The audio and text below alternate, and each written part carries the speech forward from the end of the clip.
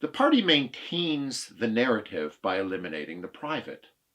If people are never alone in their thoughts, if people never build trust with one another, the party will be the only source of social life and social meaning. The party therefore aims to undermine all things that point toward the private. It discourages and stigmatizes sex, since sex can lead to love and solidarity. The party sows suspicion into love affairs, friendships, and family life. The party watches individuals for thought crimes, which means that the surveillance must go into the private home on screens and with other forms of surveillance. Diaries are discouraged since they point to introspection. If there are no satisfactions in private life, then all are open to being shaped by the party's ever-changing narrative. Being on the outs with the party means being a person without any connection with others, since the party is everyone's first and most important loyalty. All ecstatic experiences and passions are channeled through the party. If Aldous Huxley makes its future citizens entirely private in Brave New World, Orwell makes the future citizens of this dystopia entirely public through eliminating the private. In Huxley, the people have orgies and really good drugs like soma. Families are abolished because they compromise pleasure. In Orwell, sex is discouraged and the alcohol is disgusting. Families are compromised since they form without loyalties. So rebels in Orwell's 1984 will cling to the private.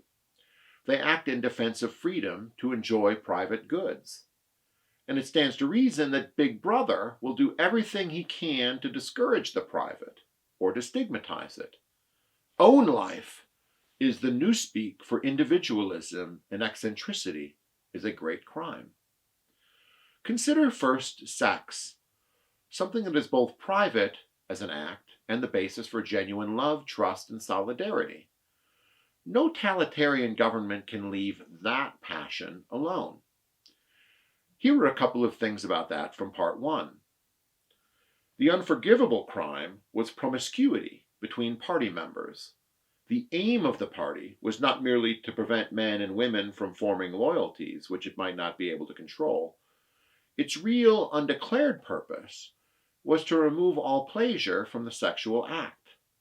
Not love so much as eroticism was the enemy, inside marriage as well as outside of it. Sexual intercourse was to be looked on as a slightly disgusting minor operation, like having an enema. This again was never put into plain words, but in an indirect way it was rubbed into every party member from childhood onward. There were even organizations such as the Junior Anti-Sex League, which advocated complete celibacy for both sexes.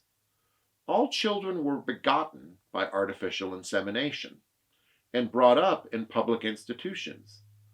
The party was trying to kill the sex instinct, or if it could not be killed, then to distort it and dirty it. He, Winston, did not know why this was so, but it seems natural that it should be so. And so far as women were concerned, the party's efforts were largely successful. Through social conditioning, games, music, slogans, the natural feeling was driven out of women who belonged in the party. Chastity was deeply ingrained in them as party loyalty was. The music of Oceania was probably no mix of Barry White love songs, but of rather martial music, not rock and roll, but marching. Probably not much dancing there either. The proles presumably got it on more often, and without regret or without thoughts of party loyalty. They were more human, and the concerns of the heart were nearer to the center of their lives. Party members, and especially women party members, had been completely denatured. And no male party member who really wants to have sex with a woman, who considers sex to be a completely dirty act, would do it, would take the risk. This, at least, was Winston's experience with his first wife, Catherine. Consider second the behavior of the young boys at Winston neighbor's house, the Parsons. Those boys would squeal on their parents. Again, here's a quote.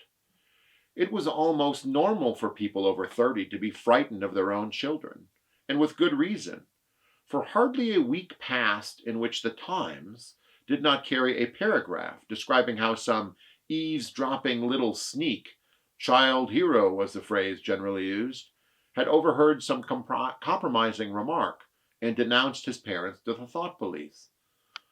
So the state had gotten between man and woman, and between parent and child. But this stigmatizing of sex means that the sex act was a rebellion, and sexual desire was a thought crime. The same would be true for family solidarity.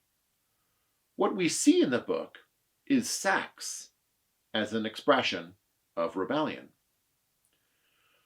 Julia, Winston's future lover, was a fanatic in the 2 Minutes of Hate.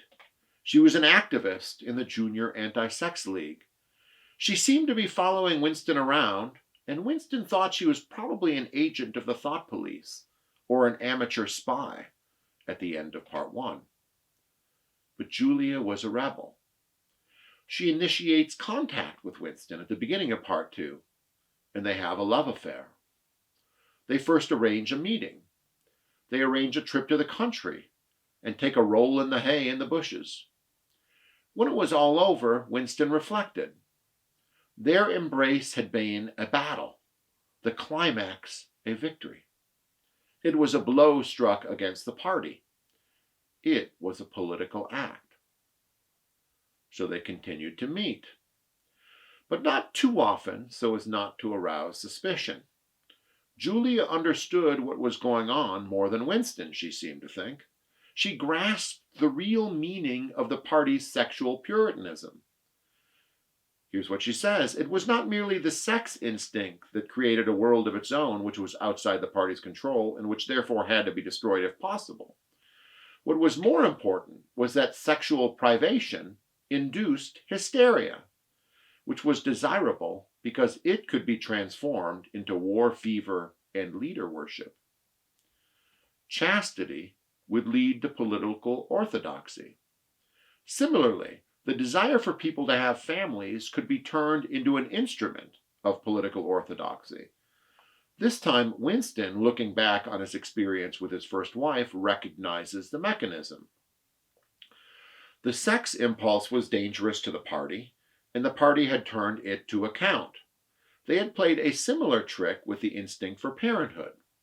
The family could not actually be abolished, and indeed people were encouraged to be fond of their children in almost the old-fashioned way.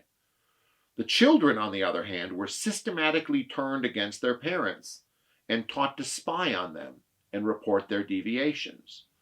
The family had become, in effect, an extension of the thought police. It was a device by means of which everyone could be surrounded day and night by informers who knew them intimately. Wives, too, would inform on husbands, and vice versa. There is, of course, more to it. The party discourages the use of makeup and perfume. It discourages dressing up to make oneself sexy. It is rebellious to wear makeup or silk stockings with high-heeled shoes, as Julia does.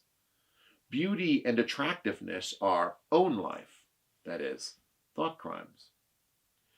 Julia's rebellion was in the name of private life. She only questioned the party when it touched her individuality. She did not notice the changing history or the official lies that governed Oceania. She did not care about how Winston changed history as part of his job, or that the past had been completely abolished. Whenever Winston began to talk about the principles of Ingsoc, doublethink, the mutability of the past, and the denial of objective reality, and to use newspeak words, she became bored and confused. She said she never paid any attention to that kind of thing. Julia's critique of the party was from a strictly private point of view. Winston's private rebellion nourished public concerns. The distinction between Julia and Winston in this regard is important. Julia seems to think that the private can triumph, that the party, as she later says, can only make you say anything, but they can't make you believe it. They can't get inside you. Winston seems to think that the defense of the private requires more self-respect, maybe even political self-respect, and he aims for more. They can't get inside you, he says.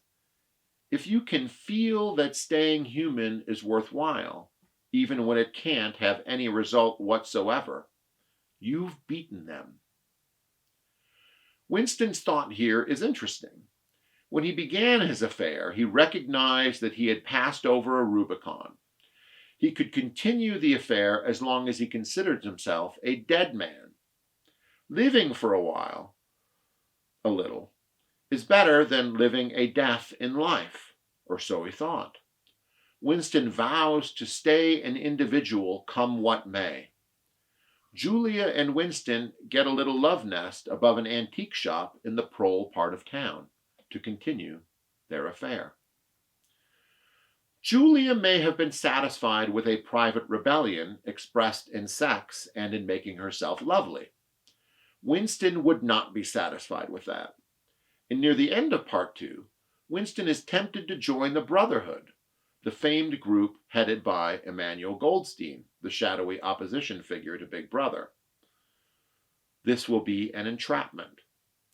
Winston and Julia will be caught, and their shared idea that the party cannot get inside of them will be severely tested. We will look at these incidents in the next video.